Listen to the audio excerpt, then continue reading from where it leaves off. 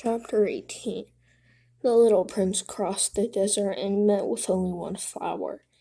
It was a flower with 3 petals, a flower of no account at all.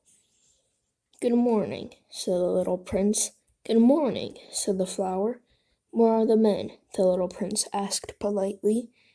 The flower had seen a caravan passing. "Men?" she echoed. "I think there are 6 or 7 of them in existence. I saw them several years ago. But one never knows where to find them. The wind blows them away. They have no roots, and that makes their life very difficult. Goodbye," said the little prince. "Goodbye," said the flower.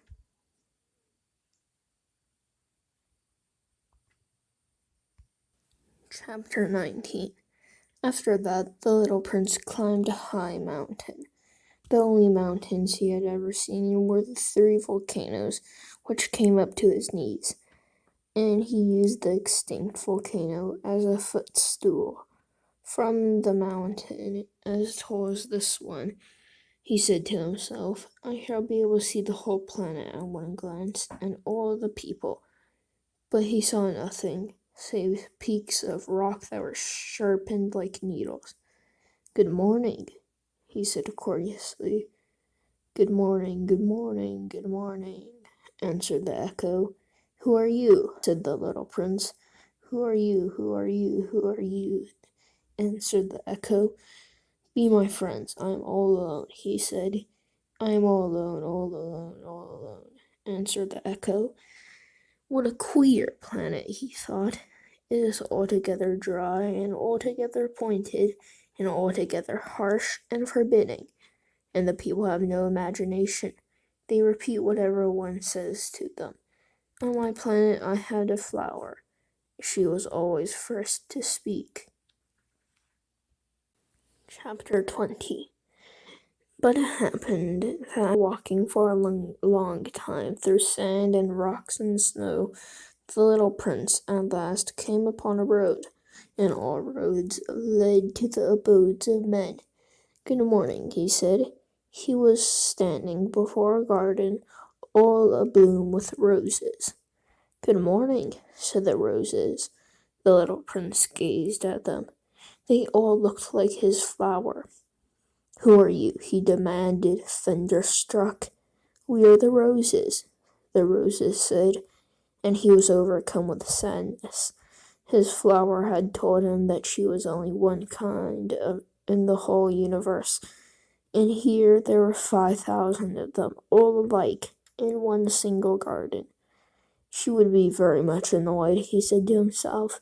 If she should see that, she would cough most dreadfully and pretend that she was dying to avoid being laughed at, and I should be obliged to pretend I was nursing her back to life, for if I did not do that, to humble myself also, she would really allow herself to die.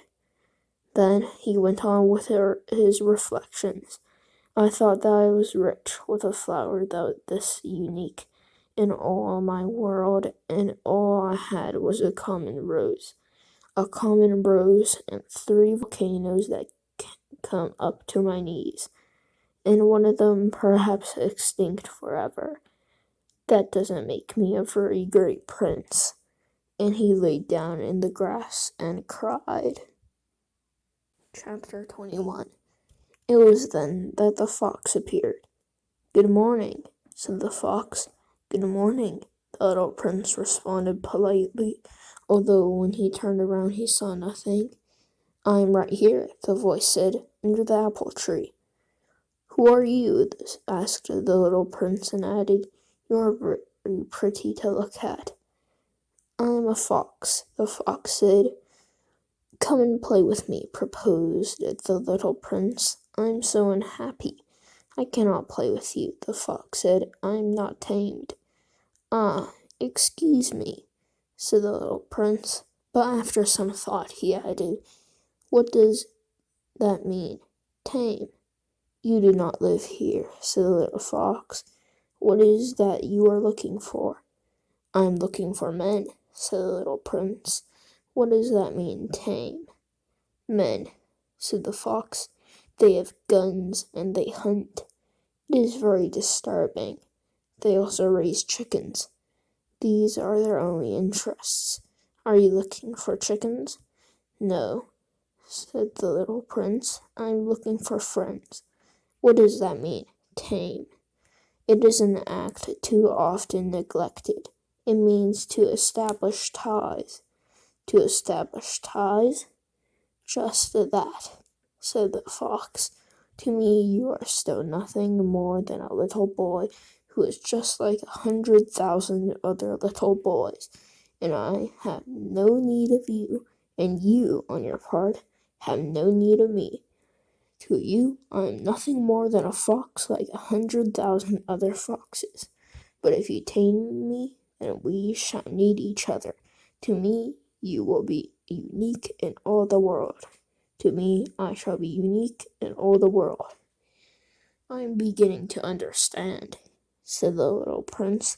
There is a flower. I think she has tamed me.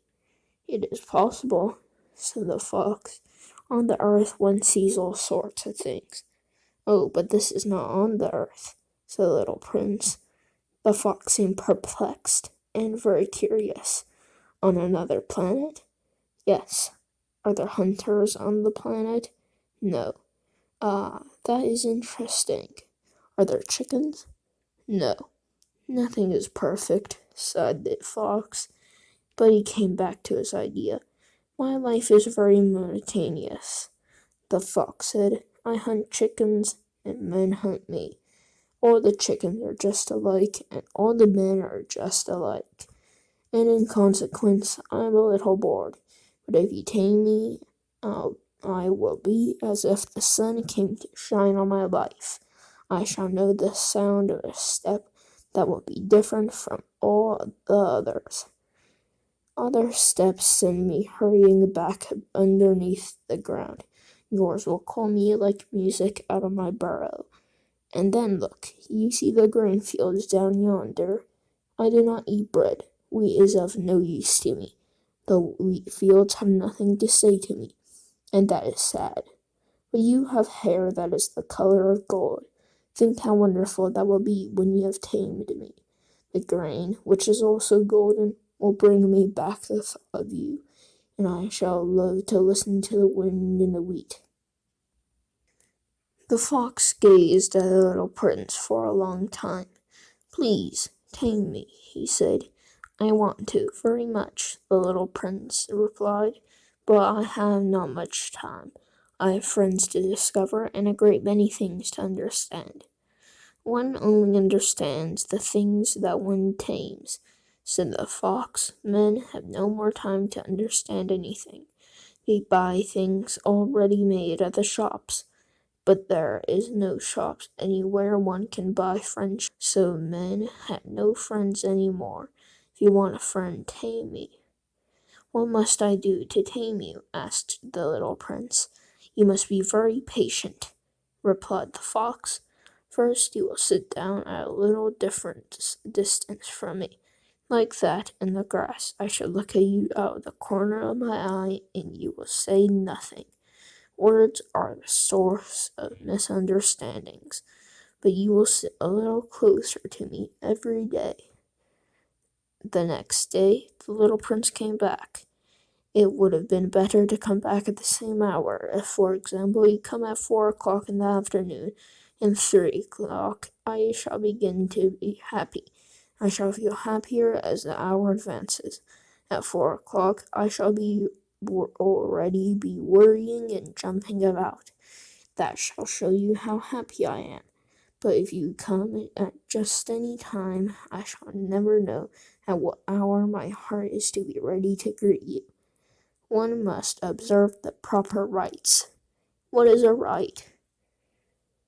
Asked the little prince. Those are the actions too often neglected, said the fox. They are what makes one day different than other days, 1 hour from other hours. There is a rite, for example, among my hunters. Every Thursday they dance among the village. So Thursday is a wonderful day for me. I can take a walk as far as the vineyards. But if the hunters danced at just any time, every day would be like any other day, and I should never have any vacation at all. So the little prince tamed the fox, and when the hour of his departure drew near, "Ah," said the fox, "I shall cry." "It is your own fault," said the little prince. "I never wished you any sort of harm, but you wanted me to tame you." "Yes, that is so," said the fox. "But now you are going to cry," said the little prince. "Yes, that is so." "That has done you no good at all." "It has done me good," said the fox, "because of the color of the wheat fields." And then he added, "Go and look again at the roses. You will understand now that yours is unique in all the world. Then come back to say goodbye to me, and I will make you a present of a secret." And the little prince went away to look again at the roses. "You are not at all like any rose," he said. "As yet you are nothing. No one has tamed you, and you have not tamed anyone. You are like my fox when I first knew him. He was only a fox like 100,000 other foxes. But I've made him my friend, and he's unique in all the world." And the roses were very much embarrassed. "You are beautiful, but you are empty," he went on. "One could not die for you. To be sure, an ordinary passerby would think my rose looked just like you, the rose that belongs to me. But in herself alone, she is more important than all the hundreds of you other roses, because she is that I have watered, because it is she that I have put under the glass globe, because it is she that I have sheltered from the screen, because it is for her that I have killed the caterpillars, except the 2 or 3 that we saved to become butterflies, because it is she that I've listened to when she grumbled or boasted, or ever sometimes when she said nothing, because she is my rose." And he went back to meet the fox. "Goodbye," he said. "Goodbye," said the fox, "and now here's my secret, a very simple secret. It is only within the heart that one can see rightly. What is essential is invisible to the eye. What is essential is invisible to the eye," the little prince repeated, so that he would be sure to remember. "It is time you wasted for your rose that makes your rose so important." "It is the time I wasted for my rose," said the little prince, so that he would be sure to remember. "Men have forgotten this truth," said the fox, "but you must not forget it. You become responsible forever. For what you have tamed, you are responsible for your rose." "I'm responsible for my rose," the little prince repeated, so that he would be sure to remember. "Good morn."